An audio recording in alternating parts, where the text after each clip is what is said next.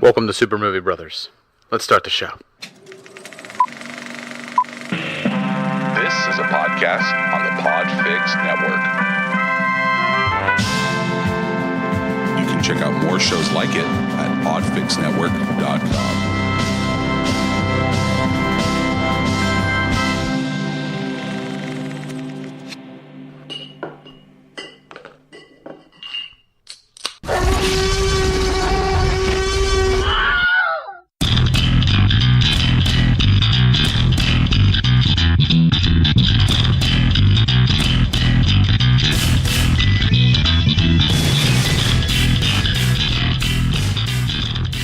Welcome to Super Movie Brothers. I'm your host, Super Movie Brother Dave. I'm your host, Super Movie Brother Jay. So just to go over with everybody what happened, we had a full episode ready to go. I was in the middle of editing it on Friday night, had it ready for Saturday morning when we usually release, and my computer just went dead. And the same thing that happened last time. I did a Windows update. Next day, I'm working on it for maybe 10-15 minutes. Just kicked out. Just done. Cannot find the hard drive, so I have to send it back to the manufacturer, have it repaired. Luckily, I was able to get back together with Jay, and we're going to have a shortened episode this week. We're not going to have an indie corner, and we won't have any trailer parks or anything like that, but we are going to do a beer review, and we are going to have our top 5 zombie films. Yes. So, currently, coming up next week, we will be back with full episodes and everything. I do have my wife's computer that I'm able to use in the meantime while we wait. I already had everything set to go on that. I have a new, even larger hard drive coming so that I can back up everything twice now. I already have a terabyte hard drive. This is going to be a 2 terabyte hard drive, so I'm going to be backing. It was sad. It was a fun episode. It was a lot of good material lost, but yeah, that's all right. We've been through it. Yeah, absolutely. I mean, this is the second time it's happened, but we've always managed to get stuff out and on time. So this is going to be coming, a day late. It's still going to come in the weekend. I'm sure no one's really going to notice that it's a day late. But I don't like missing schedules. I like to meet expectations, and I like to get there. So what we're going to do is, next week, me and Jay, we both watched the entire season of Stranger Things, season 2. So we're going to have a review of that. And then we're also going to be talking about, we're going to a Halloween party tonight, Jay. We are. We're going to Broken Goblet's Halloween party. Currently, you and I are in costumes. I am dressed as Negan from The Walking Dead, and you are... I'm kind of like a redneck 80s guy, some kind of sort of thing. I don't know. We both did lazy costumes. We just picked stuff in our closet to make us what we were. I purchased a wig, and I got inspired from that. I did spend about an hour. Like a Joe Dirt-esque thing, sort of in a way. Everything else I had, but I did spend about an hour making Negan's bat today. So it is pretty sweet looking. All of that is going to be coming up next episode. So everybody stay tuned, because we do have some beer reviews for you. These are the last pumpkin beers of the season.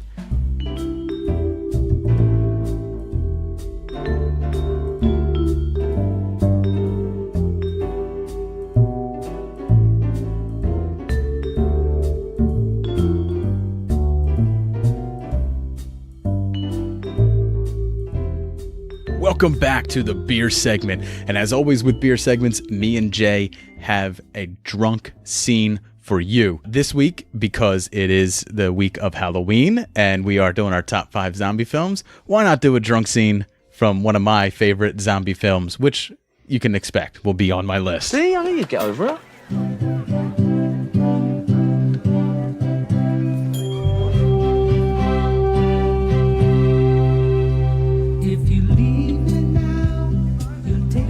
I'll put this on some random.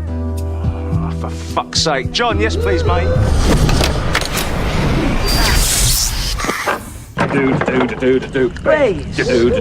Ooh, white lines, visions, dreams, and passion flowing through my mind, and all the while I think of you. Oh, it's right, haven't you had your tea?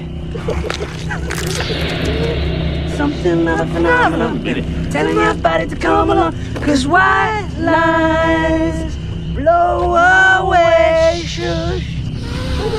Blow! I get higher, baby. I get higher, baby. I get higher, girl.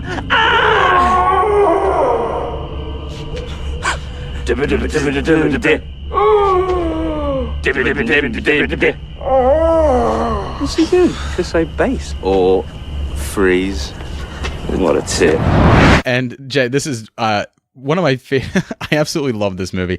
I love how smart Shaun of the Dead is. I love how it's written. I love this scene. I'll probably go into more detail about Shaun of the Dead later on, but this is such a great drunk scene. Like every guy has had this drunk scene. Every guy has broken. I've had this drunk scene with you. You've had this drunk scene with me. Absolutely. We played it out.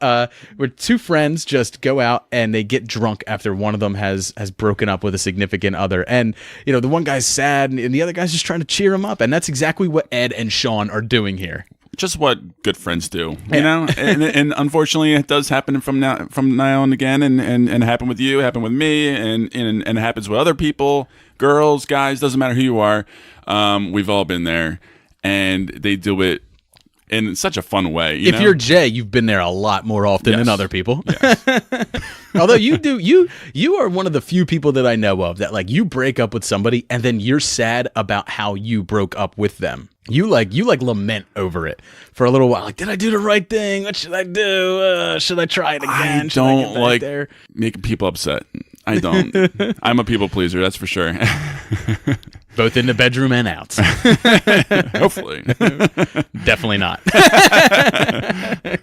That's what she said. No. Yeah. No, so anyway, but in this scene, they, my favorite part of the scene is, and I left it in the audio. I cut a lot out of the audio because obviously it's not going to be very interesting for people just to listen to the scene from the movie. But when Ed is sitting there, he's like, there's plenty of fish in the sea. You'll meet other women. And then if you leave me now, who put this on? It's on random. And then of course, John, yes, please. And they spend the rest of the night taking shots, getting drunk. And Ed talks about how, you know what they should do the next day? They should stay up, get drunk, and then come back in for a couple of shots and then keep the party rolling. Yeah. It just sounds like such a great, like the drunk talk, the plans you make when you're drunk. Oh, man. And of course, as they leave the bar, they're like, there's actual like zombie carnage going on around them, but they're too blind drunk to see it. And the zombie moans are just kind of like correlating with their musical like number. Oh god, I love the music in this film. We'll get into that. We'll get into that a little bit later on. But me and Jay got our last pumpkin beers to go to, so this is the last bit of our horror show. Us having to get through a month of pumpkin beers.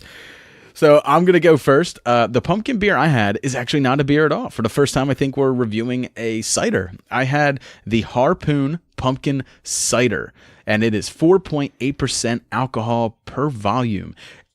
Jay, I'm not going to lie. I hate ciders. Like, I despise ciders. They give me, As do I. They give me massive heartburn most of the time. And I expected this to taste a lot like sour pumpkin. I'm not even sure if that's a thing. And it was tart, but not too tart. Right. It was actually kind of refreshing. But I found myself enjoying it a lot. Now, I've had other ciders and I fucking hate them. I haven't liked them. And there was a lot more. You said you had a lot of like peanut buttery taste, or maybe it was me. And no, it was earthy. It was like an earthy taste thing. And I took a sip of it. I think that's the pumpkin. I had a weird like pumpkin peanut butter, like champagne type flavors going on, and I really just hated it.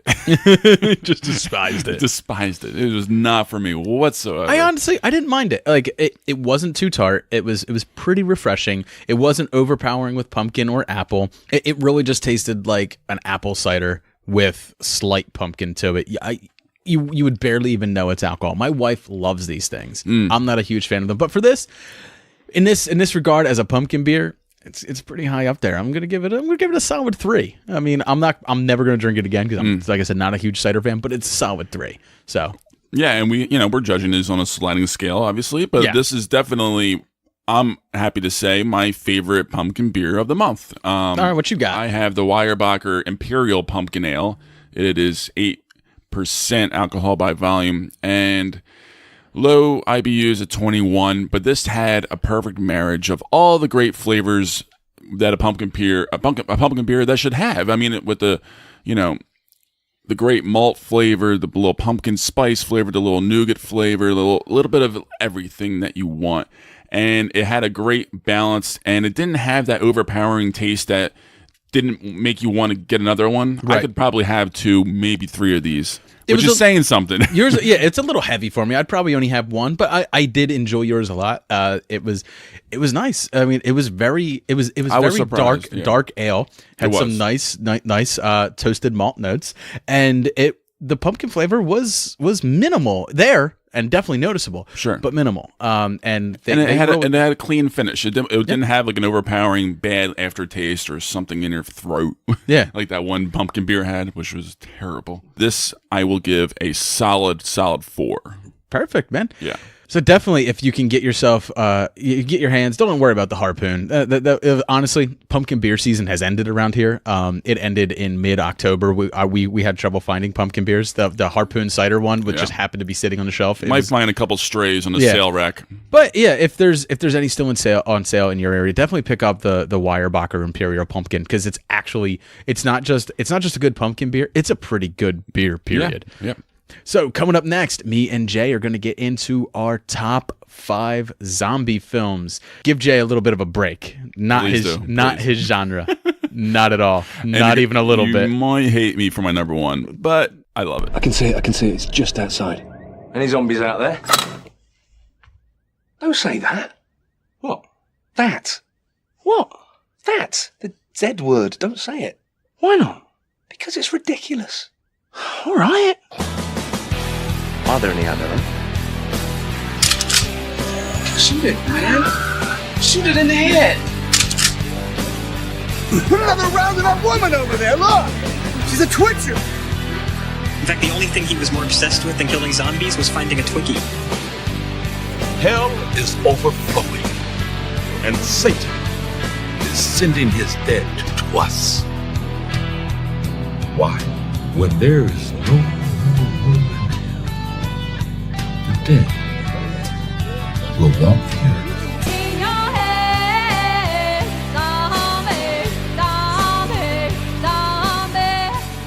And welcome back. Me and Jay are going to be doing our top 5 zombie films. Now, zombie films for me, this is a genre that I love. I haven't Yeah. grown out of this genre. I know, like, we've gotten saturated in pop culture with zombies. Around the late 2000s, early 2010s, we got a little saturated with zombies. Most on my list. Yeah. yeah. I mean, you have a lot of the later zombie Well, films. I got into this genre much later in life. And so I got a lot of catching up to do. Yeah, one of my favorite things about the genre is how zombie films are far much less about the zombies themselves and about the group of people that are stuck surviving it. You know, one of the things I've always noticed like in zombie films is that zombies are mainly, they're like a plague. They're like a natural disaster. You could have a flood, you could have a wildfire, you could have, a night of the twisters. And it's just people holed up in one place trying to survive. And that is the crux of the story. It's how people react in crisis situations.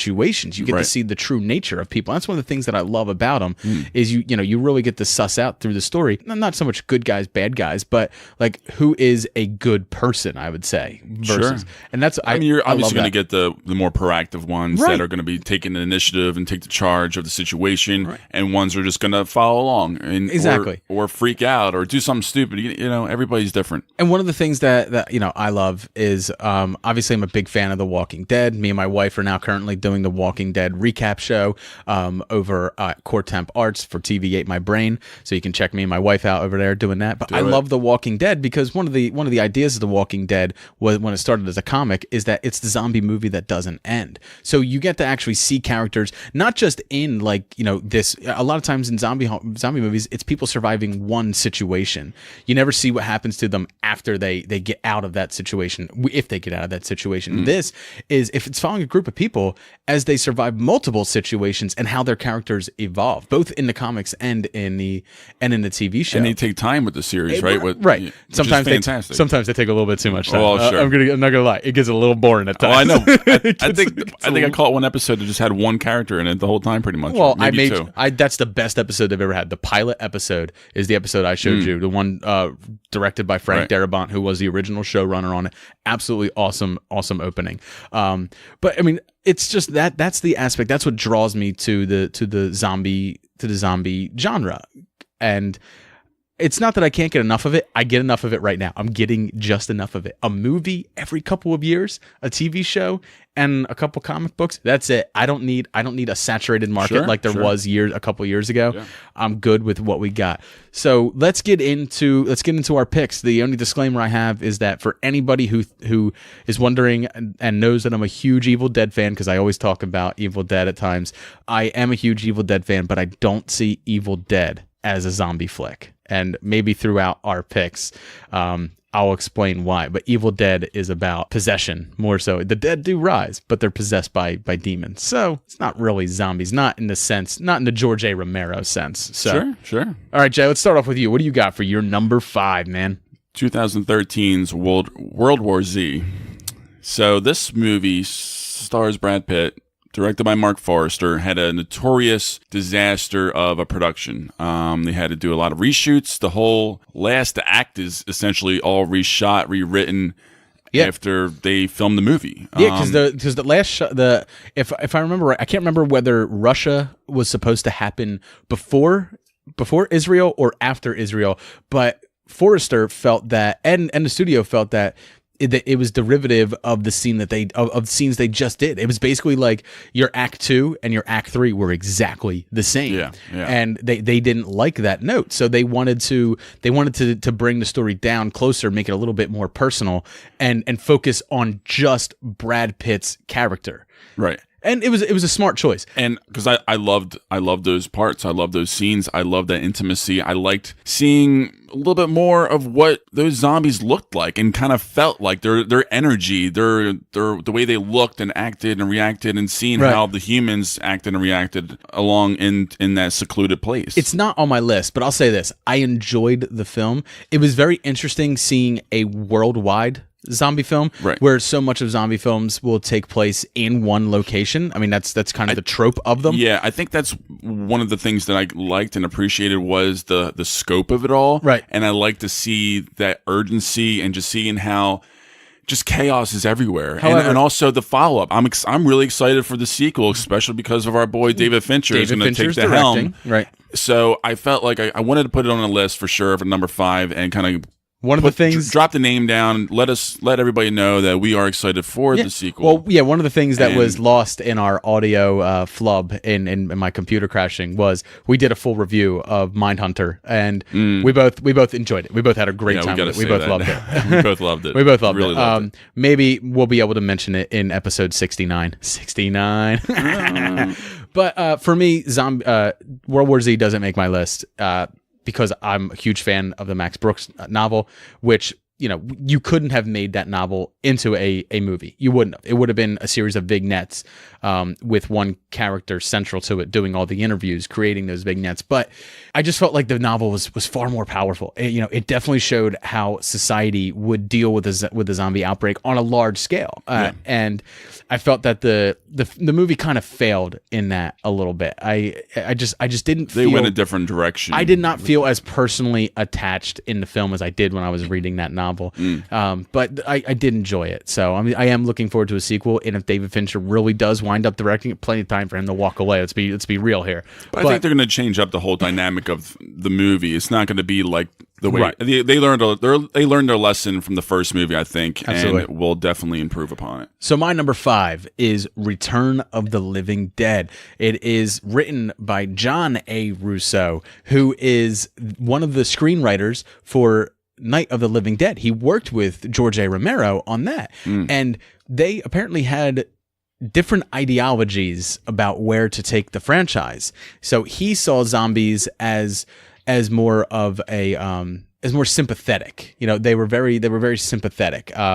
Where the instead of eating flesh in Return of the Living Dead, you find out that they eat brains. And the reason they eat brains is because coming back to life is painful. So they need the serotonin in the brain to dull the pain of being brought back to life. And one of the things that I loved about it was a lot of it is done to comedic effect. Like in the first couple minutes of the film, a zombie comes to life, and the characters in the movie have seen Night of the Living Dead, and they're like, hit it in the head, destroy the brain. And they hit it in the head, the zombie in the head, and the zombie's still going. and they're aghast. They can't quite figure it out, and it's pretty funny. The soundtrack is good. It's got 80s punk rockers in it. They're in a cemetery. I love that. Trying to survive this zombie horde. It's a lot of fun. I mean, it's not so much scary as it is just a lot of fun to watch, and definitely seeing a completely different take on the zombie genre, and especially so early on in the early 1980s. But it's one of my favorite zombie films, and I can't recommend it enough. If you're a zombie fan, or you're just a fan of cheesy horror, you're just a fan that, you just want to sit down and watch something, shut your brain off. Definitely give Return of the Living Dead a shot if you haven't already. Definitely. So my number 4 is 2009's Zombieland, directed by Ruben Fleischer. I'm starting to think like maybe me and you, our lists might not match up at all. I didn't really think they would. I like Zombieland. Like don't get me wrong. I'm not saying like I dislike Zombieland, but I'm saying there's so many better zombie movies out there, Jay. What you got going on in your list? We talked about this in the beginning. Like, I have a lot of catching up to do with that genre. There is a very limited amount of movies that I saw in the zombie world. Not too many past 5. So for me to make my top 5 list, so let's be honest, I had to put them in order. This is on your top 5 list because of Tallahassee. Because of I mean, it's on it because of Woody. Woody Harrelson by far is the standout of this movie, and the great surprise cameo of Bill Murray playing himself. And it was just beautifully done. And I saw Eddie Van Halen. Oh, you did? How's he doing? He's dead. He's dead. And I liked the comical road movie kind of esque to it. Like, it was very tongue in cheek. It was definitely self-aware of the genre it was playing in. It was, and it was a fun little romp. It was just an enjoyable movie that I really liked. No, it's absolutely enjoying. I own the film. I love watching it. I love when Bill Murray gets shot and Woody Harrelson's like, maybe we can just put this back together. It's like, yeah, that's still tender. Maybe don't touch that. But one of the things I disliked about the movie was it kind of sold itself as like, especially the trailers and even in the beginning of the film, the first act of the film, as like, this is Columbus's Jesse Eisenberg's character. This is his zombie survival guide. Like they kind of aped the zombie survival guide. These are rules for surviving the zombie apocalypse. And he goes through rule 1, rule 2, and then later on, like they kind of drop a rule, like completely throw it out the window at the end of the second act, and they're like, yeah, this is rule number 96. I'm like, oh wait, hold on. I thought like I was getting like his, my 10 rules for surviving the zombie apocalypse, and I was actually kind of interested in that type of storyline. Of course, the interpersonal storylines that came with it, I was interested in as well. But it felt like something that a character arc for him, and they kept it in there as a character arc. But by the time you got to the end of the third act, and he added his last rule of like, sometimes you just gotta have fun, sometimes you just gotta wing it. It felt like since they hadn't referenced his rules for survival in so long, it felt a little cheap, felt a little tacked on, felt like something they dropped. Definitely did. Either in editing or they wound up just dropping from the film. Yeah, it was kind of a cop out, and it's one of those things where it kind of loses your respect, of the story and the script and the character. But it was good enough to make the intro because sure. Tallahassee's love of Twinkies is absolutely phenomenal, and he's probably the only person that you get emotionally attached to in the film. You're very interested in his background. He tells him that well, I lost my puppy, and everyone's like, oh man, he lost his puppy, and then you find out, nah, it was his fucking son, man. He's a damaged guy. I mean, every single one of the Jesse Eisenberg's character, Emma Stone and Abigail Breslin, they play sisters, and you pretty much, that's all you get. It's kind of on the surface, they are there along for the ride. And Woody Harrelson just knows how to sprinkle in some real depth, with that character. And it could have been an easily fluff character, and it was a lot of fun. And he's probably as big of a fan of Ghostbusters as I am in the film. Absolutely. So I do enjoy it. It's just definitely not on my list. My number 4, Jay. Some people might think this is criminally low, and that's fine. It is Danny Boyle's 28 Days Later. So this is the movie, the first time I saw it, this was the first time I was A, aware of Cillian Murphy, but B, it was the first time that a zombie film was really done where I say they show that large scale, they show that grand scale of all of London being abandoned, and just that tracking shot is just so phenomenal. This one comes down to tone for me, just the tone of it, the graininess, the but also the blood. Now, technically, it's not a zombie film. These zombies don't consume. They are just infected, which is why by the end of the film they are starving to death and dying out, because they're not technically the undead, but.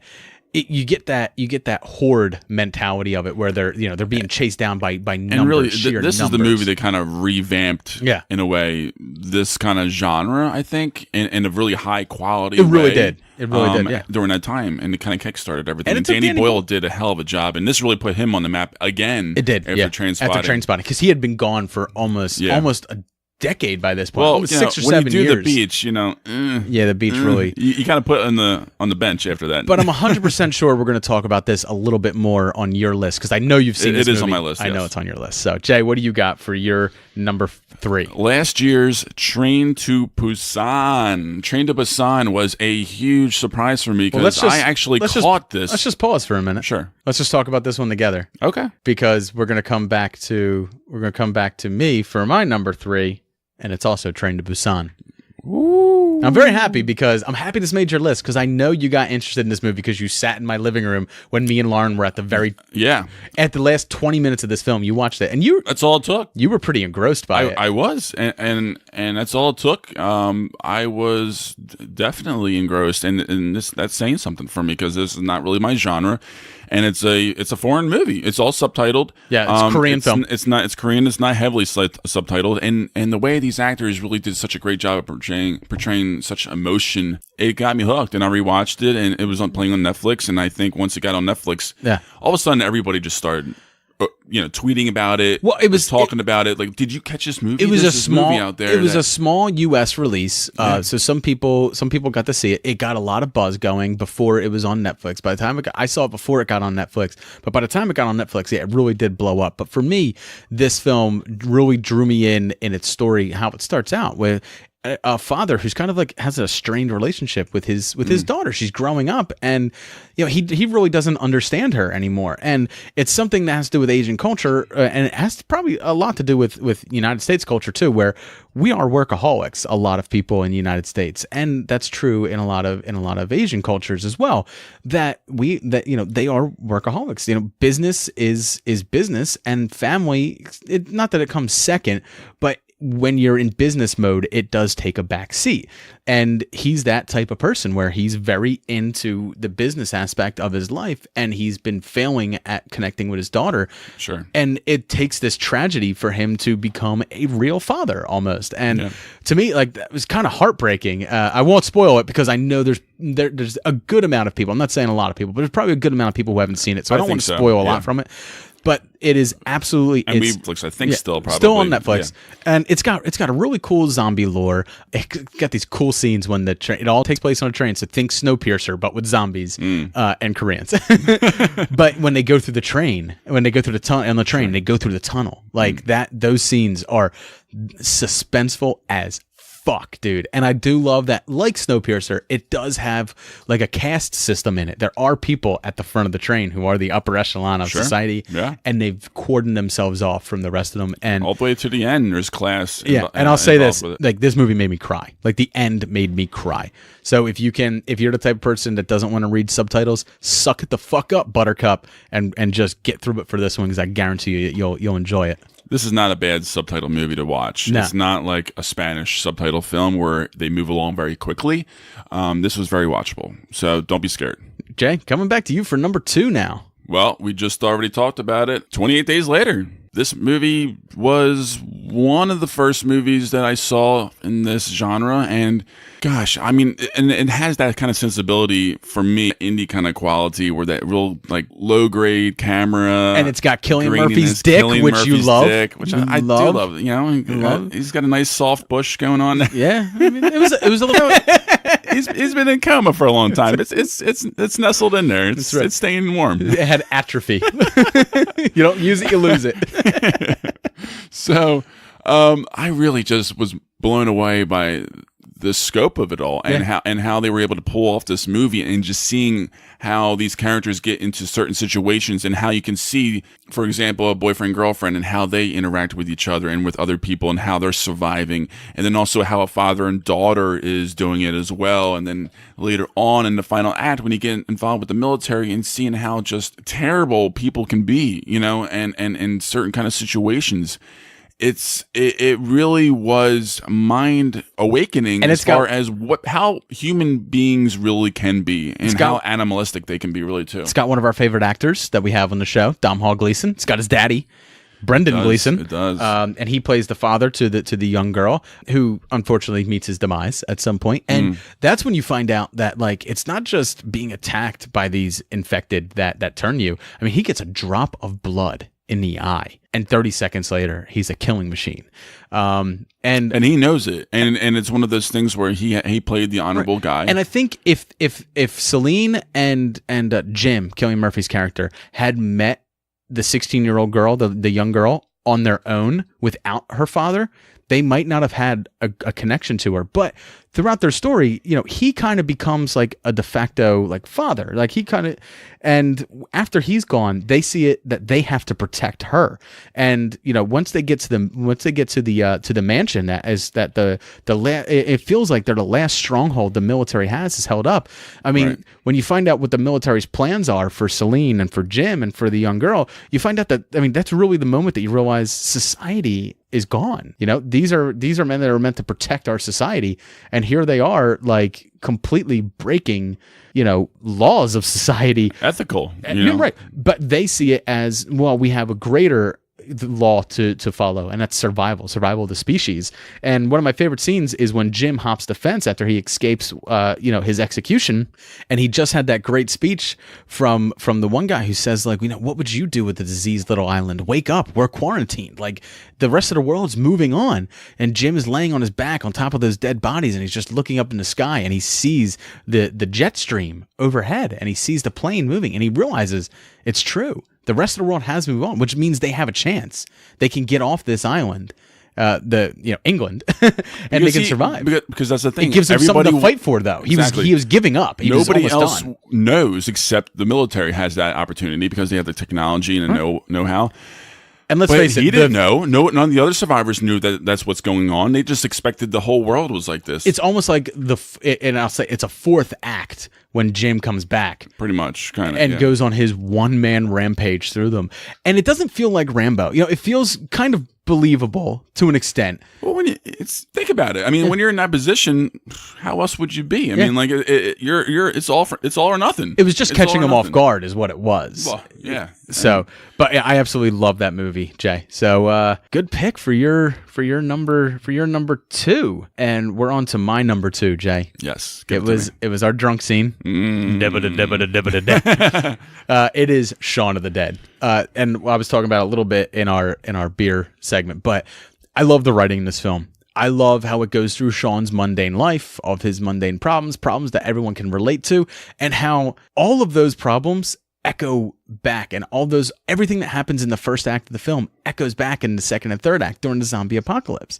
It's one of the things that I absolutely love, you know, and I love the little jokes too. The jokes are great, you know, when his mother is leaving the message, and his mother's name's Barbara, which Night of the Living Dead, they're coming to get you, Barbara. His mother's name's Barbara as an homage to that. So many little homages to it. He mentions that Ash is out sick today, but when she leaves the message, she's just like, and I want to know whether Elizabeth eats meat, because a lot of people don't eat meat these days. Ha! Pun! Everyone's eating meat these days because they're all dead. I love just little jokes like that peppered out throughout the film. You got red on you is a joke that you know, he gets red ink on his shirt at work later on after he kills a zombie, and had to tell you got red on you after he kills a zombie. He's got blood all over him. Little things like that. It's such smart writing. And the music, I absolutely love the music. Just from the way the film opens, you know, that very like synth ethereal music that goes along with it. I absolutely love it. And I love that that kind of music just always works well in movies, doesn't it? It works well. It works well in Stranger Things too. Mm-hmm. But I really that's one of the films that me and my wife, like, if there's nothing else to put on, we can just go, you just want to watch Shaun of the Dead? Yeah, why not? It's so good, but it's not my number one because it didn't define the genre. My number one defined modern zombie genre, and I'll get into that. Stay Jay? tuned after my controversial number one. What's your number one? 2013's Warm Bodies. You've got to be kidding me! That's a fucking joke, right? It's not. I mean, I know it's not. I know that you would blow, Nicholas Hoult for a dime. I know you love the dude. I know you fucking love him. But if it can get me a date with his ex-girlfriend Jennifer Lawrence, I'm not saying I hate Warm Bodies. I don't hate the movie, but I mean, it doesn't even come close. I don't even think I would even find a spot for it on my top 10. Yeah, well, I mean, it's good.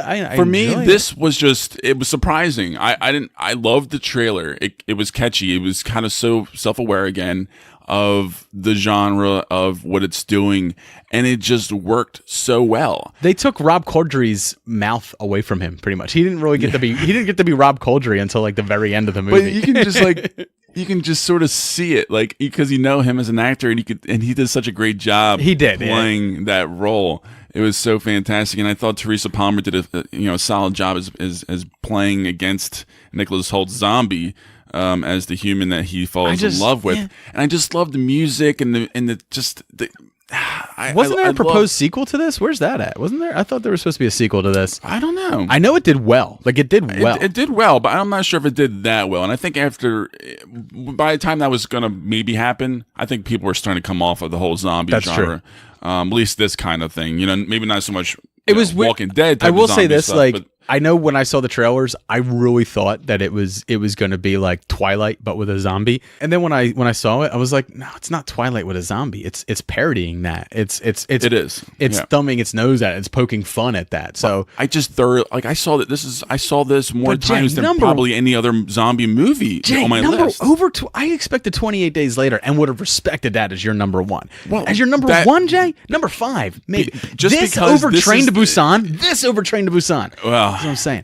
Because of rewatchability and how much fun this movie was for me to watch. How does Shaun of the Dead not even make your list? I wonder. I wonder too. Because you've never seen it, have you? True. God! I saw it in parts. I saw it in parts. How are you my co-host? How are we friends? I'll never understand this. Send all your hate. To @JDShort009. Dave loves all the hate mail. Yeah. Thank you, everybody. And make sure that you also tag me at Super Movie Pod in all of it, so I can just laugh at Jay as people just hate all of you. My God. I know people love this movie, but number one, Jay, number one. It's a twist. It's a twist. For me, it's just so much. I don't know. I just really enjoy watching it. And that's really why I put it number one, is because of rewatchability and how much fun it is for me. Not so much because it's the best movie made of the zombie world and that genre. Okay. It's not. And I know that. But for me, as far as like this kind of genre, what movie that I liked watching the most, I decided to put this on number one. Fair enough. So that was my number one, Jay. 1978's Dawn of the Dead, directed by George A. Romero. Now, I say, this really defined the zombie genre. It's because, he did Night of the Living Dead in 1968. And that was, I love that film. Me and John from Now in Technicolor, we just did a mindless commentary theater on that last night, and you can go on YouTube, you can check that out. Just type in mindless commentary theater or go to Podfix Presents. You'll find a video up there of me and John doing that. A lot of pimp hand talk. We talked about his strong pimp hand in that a lot, but there was things that happened in Night of the Living Dead that don't really jive with Romero's zombies. They're eating bugs. They're kind of using tools. They're thinking a whole lot more. But by the time you get to George A. Romero's Dawn of the Dead, he had really defined what his movie monster was, what it meant to be a zombie, and it's something that that is followed today in zombie genre. So this one literally did define the genre in that it was the first. He also in Night of the Living Dead, Dawn of the Dead, it all takes place in a house or in a mall. But I also love the idea behind it that you can always get into the deep collegiate talk about it, where it's like, oh, it's a message on consumerism, it's a message on this. Forget those messages. It's just about survival. and it's just about surviving the odds, and the odds are against them. But once they learn to live in this world, there's a whole point in the second act where you see them having fun living in this world. And who doesn't, sit there and think like, where's the best place to survive the zombie apocalypse? What's the most fun? And the mall is a fun place to survive. Because of this movie, there's been video games about surviving it in the mall. There's been remakes of this. There's been, everyone makes a zombie survival plan with their friends at some point while you're drunk or when you're in high school. And this movie is really what brings that to you. It's so good. I can't say it enough. If you're a fan of the genre and you haven't seen it, how? And if you're not a fan of the genre, I would say start here. Definitely check it out. I will start there. Yeah.